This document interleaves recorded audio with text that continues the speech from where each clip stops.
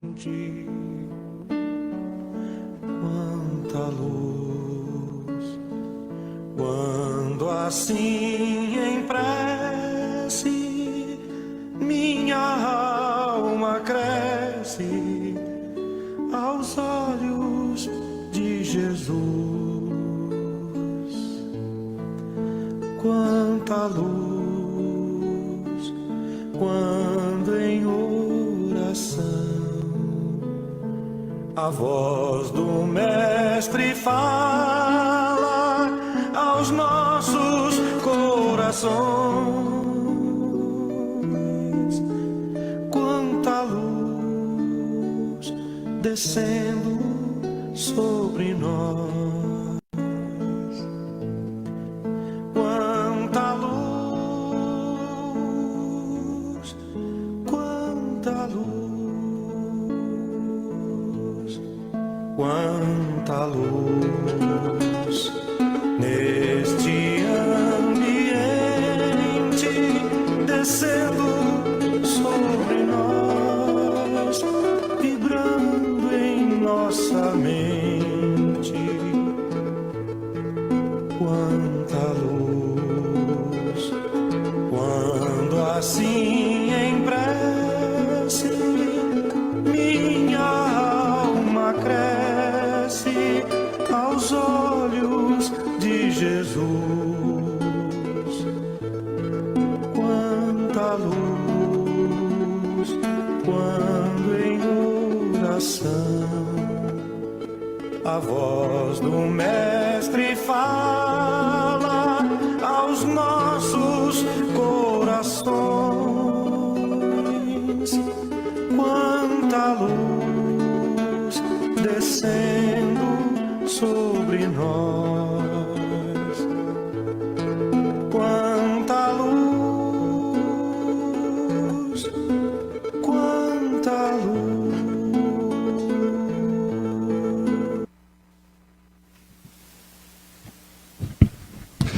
Muito boa noite a todos. Sejam todos muito bem-vindos à nossa Casa de Paz e Amor.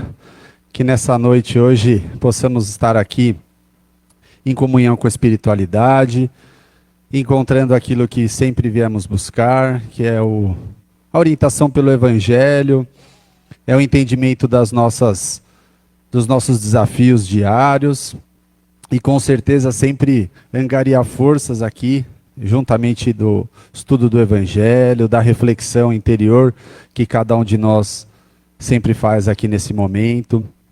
Então que nós possamos essa noite já mais tranquilos, depois de conseguir chegar aqui à Casa de Paz e Amor, com tranquilidade, receber tudo aquilo que a espiritualidade sempre nos disponibiliza. Então, todos sejam muito bem-vindos, também aqueles que vêm pela primeira vez à nossa casa, que se sintam todos acolhidos e, como a gente sempre costuma dizer, que possam aqui encontrar também aquilo que nós todas as quartas-feiras estamos aqui a procurar, né? Que é o nosso autoconhecimento e o aperfeiçoamento através do Evangelho que se faz necessário a todos nós no planeta em que nós nos encontramos.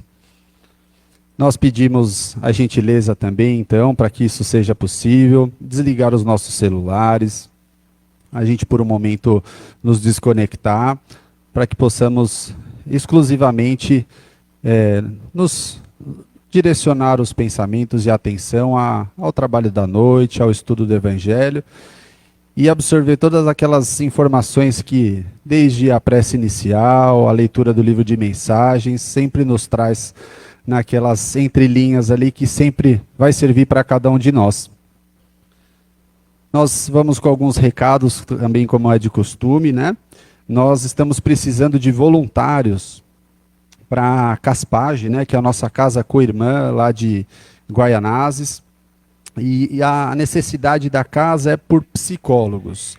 Psicólogos que tenham a possibilidade de ajudar, né, ou com atendimento presencial ou online. Então, para vocês que conheçam algum psicólogo, alguma psicóloga que estejam disponíveis a data que for, para procurar aqui os nossos trabalhadores, ou até mesmo lá na livraria, para conseguir auxiliar. Da mesma maneira, eles precisam lá de instrutores de inglês para os sábados de manhã, das 8 às 11h30. Instrutores de informática também para as aulas de sábado, no período da manhã.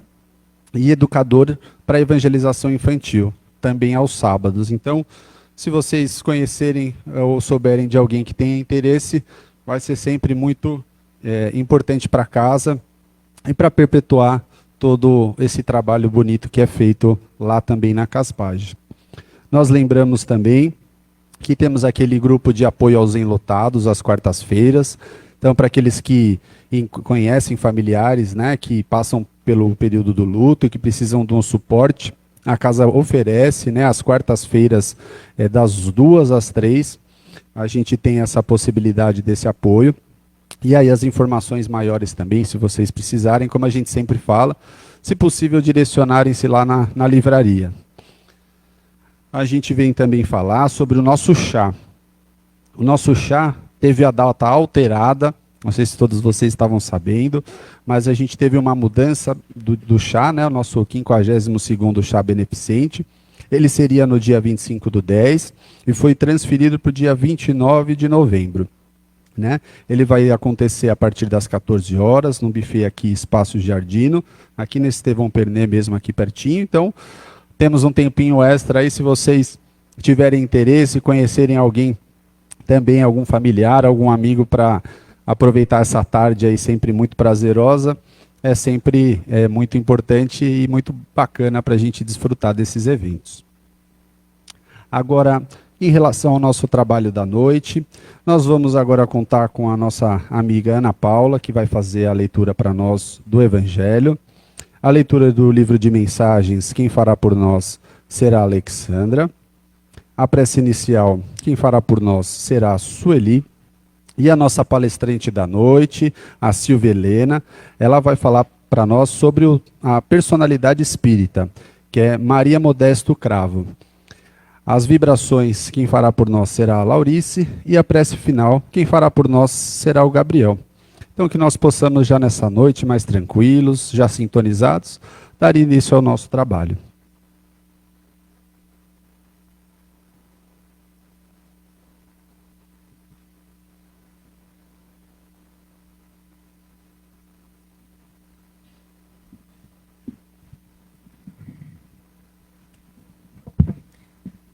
Boa noite a todos.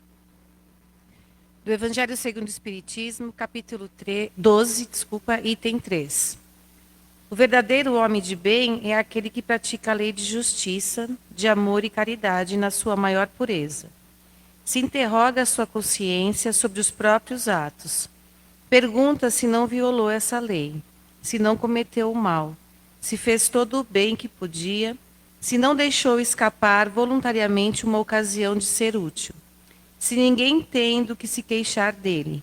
Enfim, se fez aos outros tudo aquilo que queria que os outros fizessem por ele. Tem fé em Deus, na sua bondade, na sua justiça e na sua sabedoria. Sabe que nada acontece sem a sua permissão e submete-se em todas as coisas à sua vontade.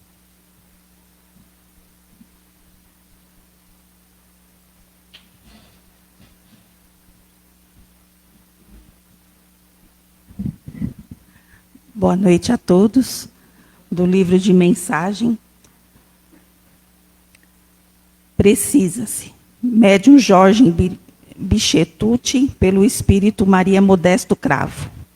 Um irmão caído e infeliz na beira da estrada carrega consigo estampado nas feridas um cartaz com os seguintes dizeres: precisa-se de servidores de ambos os sexos e de qualquer idade que queiram ocupar-se das tarefas do socorro e auxílio no departamento de caridade da empresa do amor permanente.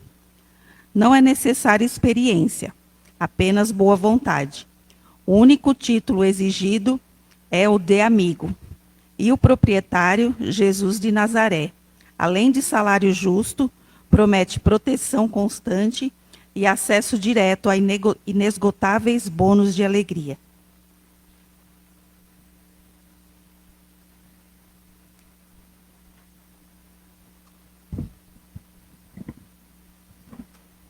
Amado Mestre Jesus, rogamos as suas bênçãos de amor, de paz, para que esse trabalho seja repleto de muita harmonia, muita tranquilidade, e todos nós estejamos com os nossos corações abertos para os ensinamentos da noite.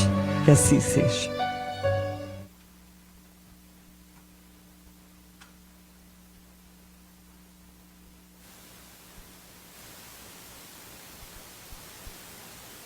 Boa noite. Conforme já foi dito, hoje nós vamos falar sobre a personalidade Maria Modesto Cravo.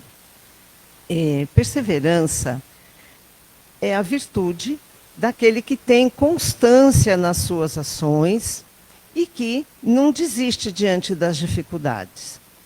Portanto, conquistar os objetivos pelo fato de nos mantermos firmes, fiéis aos próprios propósitos e ideais, é para nós uma forma de perseverança.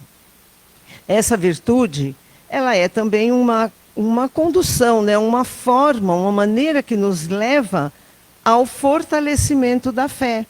Porque subentende-se que aquele que persevera no caminho firme, em seus ideais, em seus desejos, né, nos seus propósitos de vida, segue Jesus, mesmo diante das dificuldades, porque sabe que tem nos exemplos do Mestre a sua meta.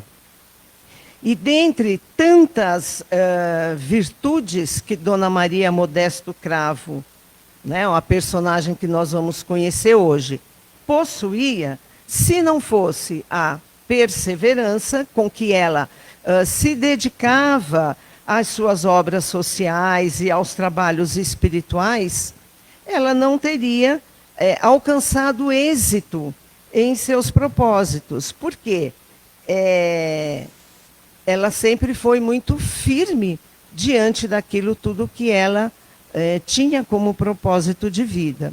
Então, eu quero começar a nossa conversa de hoje com uma frase dela que foi retirada de uma mensagem que ela, ditada por ela, quase que 20 anos após o seu desencarne. E essa mensagem, ela veio no dia em que se comemorava o 50º do Sanatório Espírita de Uberaba. E a frase é a seguinte: desânimo é tentação com que as forças inferiores buscam isolar-nos do bem que precisamos em nós mesmos. Essa frase, ela representa bem a sua personalidade forte, marcante, essa pessoa que nunca desistiu diante das dificuldades que enfrentava. Porque ela sempre via mais além. Ela sempre se manteve firme, transformando a provação que enfrentava, por mais difícil que ela fosse, em glória, né, em conquista. Porque ela visualizava o seu alvo, o seu objetivo, acima de qualquer dor, acima de qualquer dificuldade, e seguia na conquista desse objetivo. Maria Modesto Cravo, ela era conhecida como a Dama da Caridade. E ela era carinhosamente chamada de Dona Modesta. Ela nasceu na cidade de Uberaba em 16 de abril de 1899.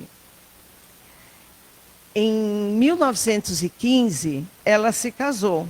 Ela tinha, portanto, 16 anos quando se casou. E após o seu casamento com o senhor Nestor Cravo, eles foram estabelecer residência na cidade de Belo Horizonte, né, que é a capital de Minas. Porque o marido dela, né, o senhor Nestor, ele era militar. E ele pretendia, naquela cidade, seguir carreira. Por isso, eles se mudaram para lá. Só que as suas faculdades medianímicas, elas começaram a se manifestar no ano de 1917, quando ela passou a sofrer uma influenciação dos espíritos obsessores.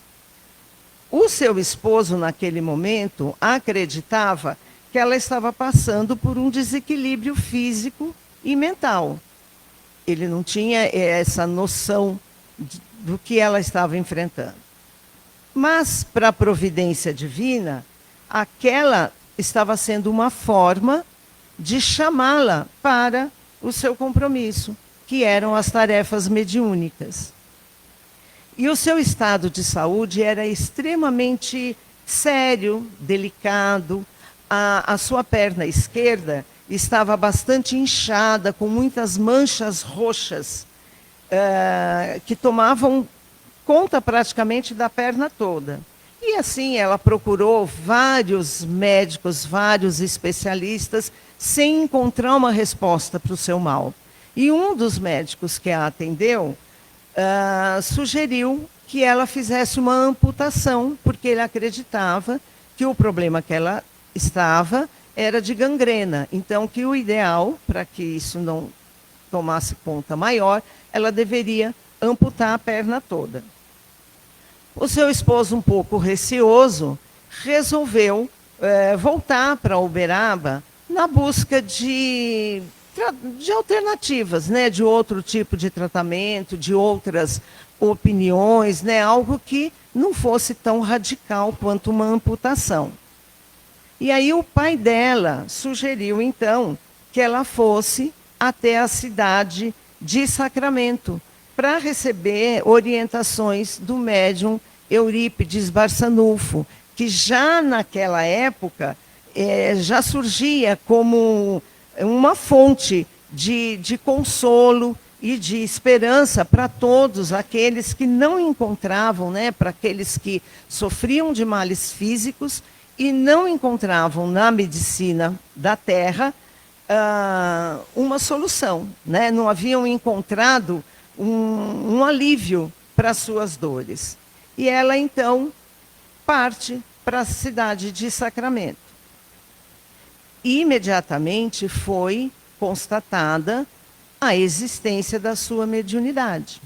E ali ela permaneceu, então, num tratamento, né, com o Eurípides, num tratamento físico e espiritual, por meio de fluidoterapia, e Eurípides a auxiliando, a orientando, a amparando nesse seu processo de cura. Seu organismo, naquele momento, estava extremamente debilitado, mas, concomitantemente ao tratamento que ela já havia iniciado, né, físico, ela foi também fazendo o seu tratamento espiritual e já foi também iniciada na doutrina espírita, porque ela vinha do catolicismo. E ali, então, ela, com todo o amparo que ela recebeu de Eurípides, ela se tornou uma fiel seguidora dele e muito o auxiliou nos seus trabalhos e muito foi auxiliada por ele no seu processo, né, no seu desenvolvimento mediúnico. Quanto ao problema da sua perna, se constatou que não se tratava de gangrena ou de qualquer outro problema físico. Era apenas o efeito da atuação dos espíritos obsessores, que com o tratamento espiritual que ela realizou, foi sanado. Após um período, de 30 dias, mais ou menos, dela na convivência com Eurípides, ela foi aconselhada por ele a retornar para Uberaba e a iniciar o seu trabalho junto à doutrina espírita, sob a égide do espírito de Vicente de Paulo, porque ela pertencia à falange desse espírito de Escol. Então, ela reencarnou com esse compromisso de aqui no planeta, né, na Terra, trabalhar sob a orientação desse espírito. E assim ela o fez. mesmo ela tendo essa formação católica, né, nenhum preparo espírita antes do contato com Eurípides Barçanufo, ela imediatamente iniciou em Uberaba a sua frequência, junto aos trabalhos espíritas existentes na época, que eram muito poucos, que eram bastante incipientes, muito íntimos, porque não era, né, muito bem aceito pela sociedade. Então, eles eram realizados de forma muito íntimas, dentro dos próprios lares. Mas ela conheceu uma casa que realizava esses trabalhos, e ali ela começou a frequentar e a fazer, né, cumprir o seu compromisso. E, de imediato, ela se mostrou bastante perseverante ao se manter firme diante das dificuldades, porque ela compreendia ali que o seu trabalho era um trabalho de amor, de respeito, de fraternidade. Ela sabia que o seu compromisso era de doação. E ela teve a habilidade da constância, né? Ela assumiu as suas atividades com serenidade. E essa perseverança, essa disciplina de Dona Maria Modesto foi primordial para que rapidamente ela fosse respeitada, ela fosse aceita, porque percebiam com que seriedade ela seguia aquele trabalho que ela realizava. Então, aí ela começou na própria casa dela, com a máxima discrição possível, a atender as pessoas, prescrevendo receituários, porque naquela época também era muito comum, né, o médium receitista, que hoje em dia, é claro, com todos os estudos que nós realizamos e procuramos nos preparar para trabalhar a nossa mediunidade, não é feito mais. Mas naquela época era bastante comum o médium receitista, e ela era bastante atuante nesse sentido. Então, dessa forma, ela servia de intermediária aos médicos do mundo espiritual. Essa consciência dela com relação aos seus compromissos despertou nela uma força, né, um esforço de vontade para se manter firme nesses ideais, entendendo que a tranquilidade que ela levava ao seu semelhante, ao atender as pessoas com respeito, com amor, era a mesma tranquilidade que ia em seu íntimo, porque ela realizava esse trabalho com consciência. Então, com isso, ela também crescia, ela também amadurecia com as experiências que ela vivenciava, né? Com aquilo que ela aprendia das pessoas que ela acolhia. Então, ela tinha esse compromisso, essa humildade de também aprender com o outro. Ela jamais se imaginou superior a quem quer que fosse que ela estivesse atendendo, que ela estivesse acolhendo. Essa conduta de Dona Maria Modesto, ela deve ser para nós todos um exemplo a ser seguido, porque ela era uma pessoa comum, como todos nós. Ela se casou adolescente, como muitas de nós, também se casou meio no início da adolescência, assumiu uma vida adulta precocemente, porque com 16 anos você ainda é um adolescente, né? E você se casa e assume esse compromisso de uma vida adulta. Então, não tem muito essa transição da adolescência para a vida adulta. E ela assumiu isso com bastante seriedade. Ela viu 3 dos seus 7 filhos partirem antes de completar 2 anos de idade, enfrentou dificuldades materiais e espirituais, mas ela não desanimou jamais, se mantendo firme, consciente dos seus compromissos. Então, ela também, como pessoa, é um bom exemplo para nós. E assim era ela, né? Lutava incansavelmente tendo sido uma verdadeira discípula do Mestre Jesus.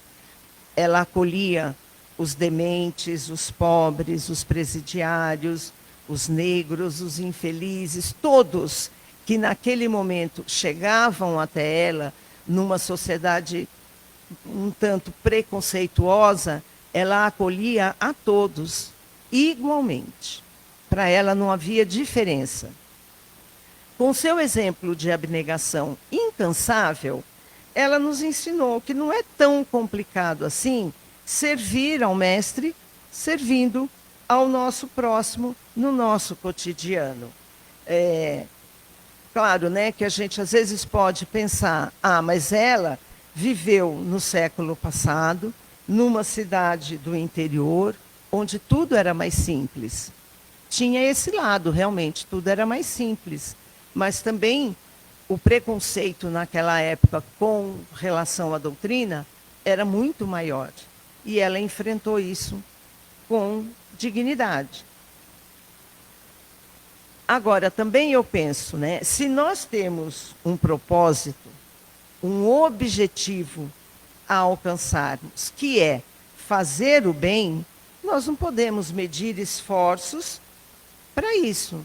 Nós temos que começar, mesmo que de uma forma singela, simples, pequena, mas com consciência daquilo que nós podemos realizar.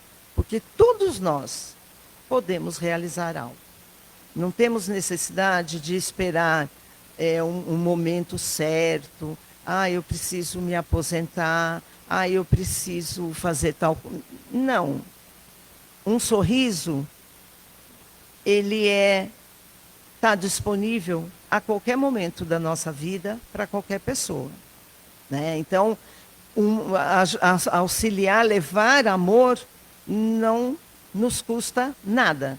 Só a nossa boa vontade, a nossa dedicação, talvez, às vezes, um pouco do nosso tempo, mas nós vamos nos sentir muito mais fortalecidos e estruturados quando temos a consciência tranquila de que levamos o bem para o nosso semelhante. Então, aos poucos, dessa forma, nós vamos incorporando esse auxílio no nosso cotidiano. Nós vamos aprimorando esse trabalho no bem, na nossa rotina. E isso vai passar a fazer parte da nossa vida. Como faz parte hoje sairmos para trabalhar, alguns de nós sair para estudar, para passear, vai fazer parte da nossa rotina, olhar para o outro, né? Auxiliar o outro. E foi exatamente isso que Dona Maria Modesto fez. Então, ela começou o seu trabalho mediúnico de uma forma bastante discreta. Ela começou a atender os necessitados que a procuravam em sua casa, e só que sem ela perceber, porque ela acreditava que ela estava fazendo isso de uma forma bastante discreta, ela foi ficando conhecida. Então, esse trabalho foi se avoluando, foi criando uma intensidade, né? E quando ela se deu conta, eram muitos aqueles que a procuravam, porque a sua fama de benfeitora estava, a cada dia, crescendo mais.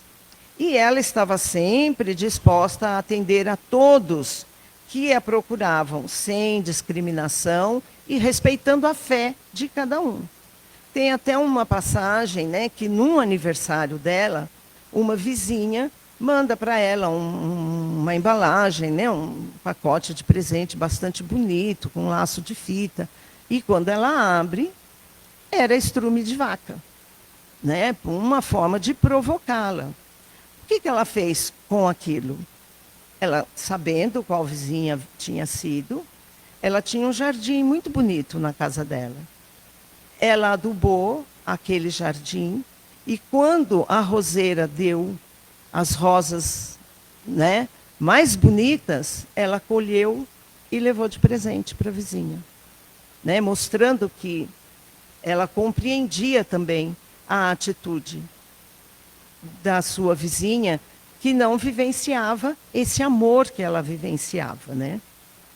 E aí, então, naturalmente, ela foi realizando as suas tarefas missionárias nos dois planos da vida, contribuindo, assim, de forma bastante ativa na equipe de médiuns que atuavam no campo da cura, e ela foi, dessa forma, uma incansável tarefeira, tanto no aspecto social, educacional, quanto na utilização da sua precisa ferramenta mediúnica. Em Uberaba, ela trabalhou ativamente na fundação de um local de trabalho chamado Ponto Bezerra de Menezes, justamente porque a procura em sua casa havia se avolumado de tal forma que se tornou impossível para ela dar continuidade ao seu trabalho dentro da sua casa. E também porque aquela multidão estava incomodando a vizinhança. E aí, então, ela procurou um outro local para dar continuidade a esse acolhimento. Então, em 1919, juntamente com outros tarefeiros, eles fundaram esse local de acolhimento. E ali, o atendimento não era só espiritual. O trabalho social e educacional com as famílias carentes era bastante ativo. Oficialmente, este foi o primeiro núcleo do espiritismo aberto ao público em Uberaba. E ele recebeu o nome de Centro Espírita de Uberaba. No ano de 1922, ela criou a celebração do Natal dos Pobres, que beneficiaria os necessitados atendidos no Ponto Bezerra de Menezes. Com o passar do tempo, através dos trabalhos realizados no Ponto Bezerra de Menezes, ela percebeu que era grande o número dos obsediados e de pessoas com insanidade mental.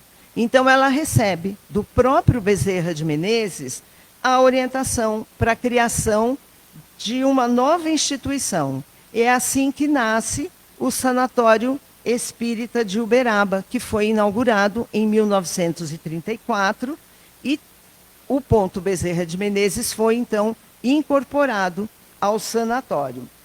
Inclusive, a planta arquitetônica, ela recebeu, através da mediunidade, a planta do sanatório, né? Ela veio por ela através da mediunidade. Dr. Inácio Ferreira, que havia recentemente se formado em psiquiatria, foi o primeiro diretor dessa instituição. E ali o trabalho deles foi intenso. Ela atuava junto aos trabalhadores de cura, na doutrinação dos espíritos sofredores, dando também comunicação aos mentores, transmitindo as instruções, os conselhos, as orientações que recebia. A sua atuação teve bastante apoio, né, do Dr. Inácio, e ali eles fizeram um trabalho bastante profícuo. E apesar de todas essas atividades que ela já realizava, ela teve tempo de atuar e de formar a União da Mocidade Espírita de Uberaba e de trabalhar ativamente também no Lar Espírita, que era uma entidade de amparo à criança sem lar, que foi criada por Dr. Inácio. E assim era ela. Ela ia até o fim naquilo que ela se engajava, ela não se incomodava com as repressões que sofria, ela foi uma pioneira, lutou pela divulgação da doutrina, abriu portas, sempre ofertando o melhor de si para o seu irmão infortunado. Em julho de 1964, a conselho médico, ela se mudou para Belo Horizonte a fim de se tratar. Ela foi morar com uma das suas filhas e, em 8 de agosto de 1964, ela retornou ao plano espiritual. Hoje, nós podemos professar, né, a nossa doutrina livremente. Mas ela abriu caminhos para nós. Ela teve, inclusive, hoje, naquela época, que era mais a prática, né? Hoje, nós temos a oportunidade do estudo. Então, aqui eu não estou fazendo uma cobrança para ninguém, porque cada um de nós sabe do seu tempo, da sua necessidade. Mas o estudo, o conhecimento, a leitura de boas obras, trazem para nós essa oportunidade de uma mediunidade equilibrada e estruturada.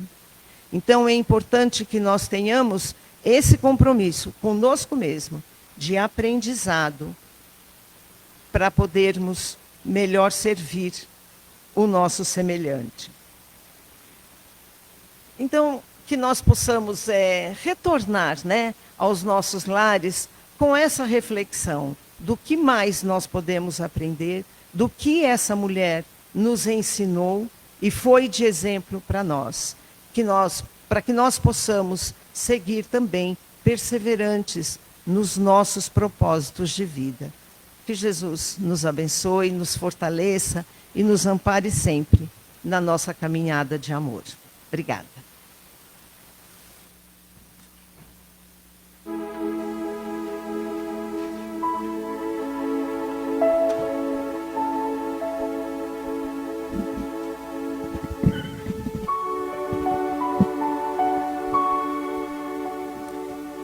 E assim, depois de todos esses ensinamentos, esses conhecimentos de amor que recebemos aqui, vamos partindo para a terapêutica do passe.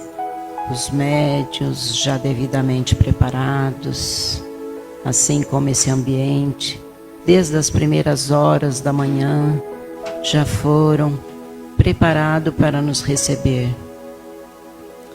Vamos mentalizando Jesus à nossa frente, equilibrando todos os nossos centros de força, começando com a luz branca pelo coronário, equilibrando todos os nossos pensamentos, as nossas ideias,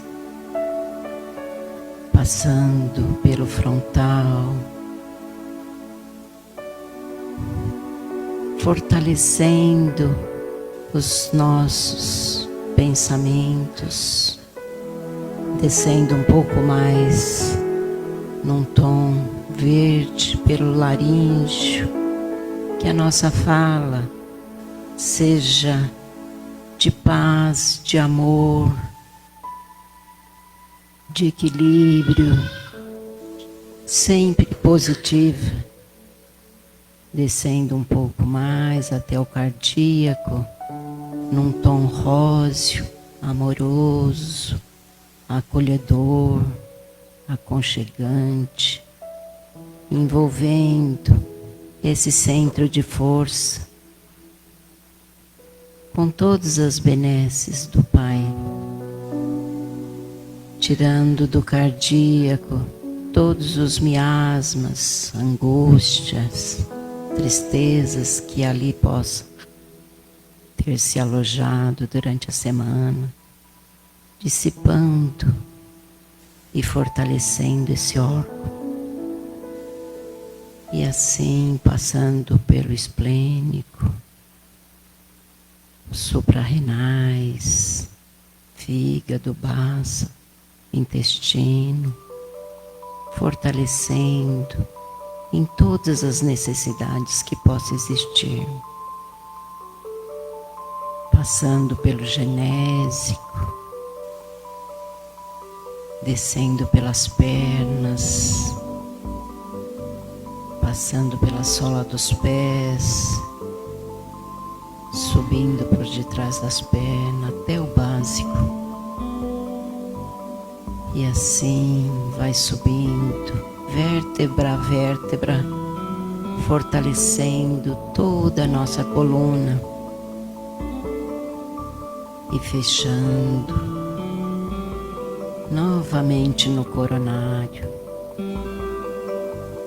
E com uma chuva de pétalas multicoloridas cai sobre todo o nosso corpo, envolvendo todo o nosso ser em energias benfazejas, de equilíbrio, de paz, de serenidade, que possa nos envolver durante toda essa semana, dando-nos a sustentação necessária. Que o Mestre Jesus esteja sempre à nossa frente e que quando qualquer pensamento que não seja de equilíbrio, voltamos para esse momento, sentindo essas energias adentrar novamente por todos os nossos centros de força, equilibrando novamente, nos fortalecendo em todas nossas necessidades.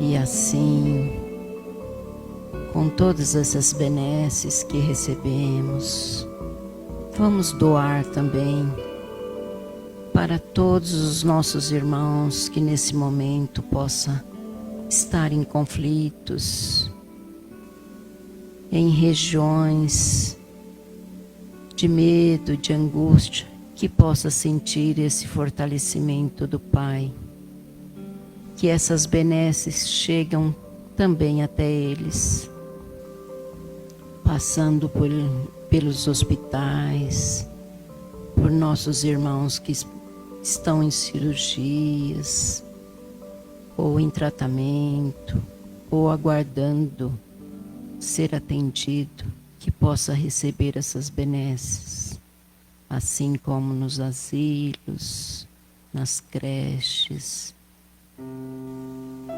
nos orfanatos, nas casas de repouso, em todos os cantos e recantos que possa existir um irmão necessitado, que possam receber essas benesses, que Jesus possa envolver a todos, de todas as formas que cada um necessitar. E assim, já equilibrados, vamos mentalizar as nossas águas.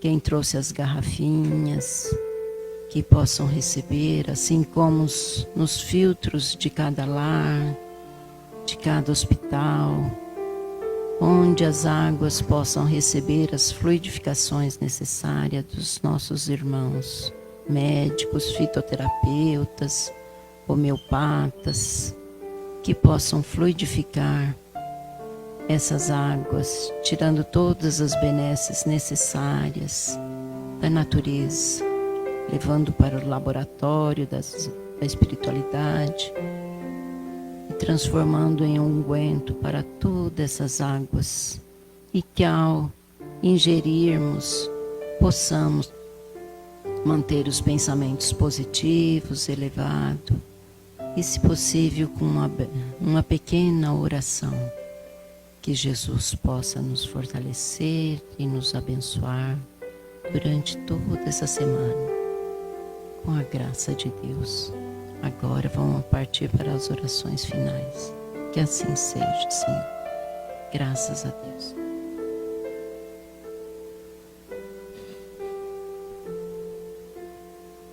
Agora, já energizado que estamos, nós agradecemos a oportunidade do estudo, a oportunidade de aqui estarmos, que possamos na próxima semana estarmos aqui também para receber essas energias e o estudo, graças a Deus.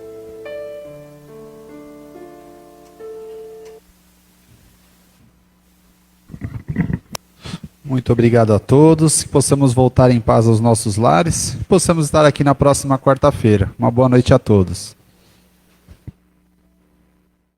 Fonte de luz, paz e amor em Jesus.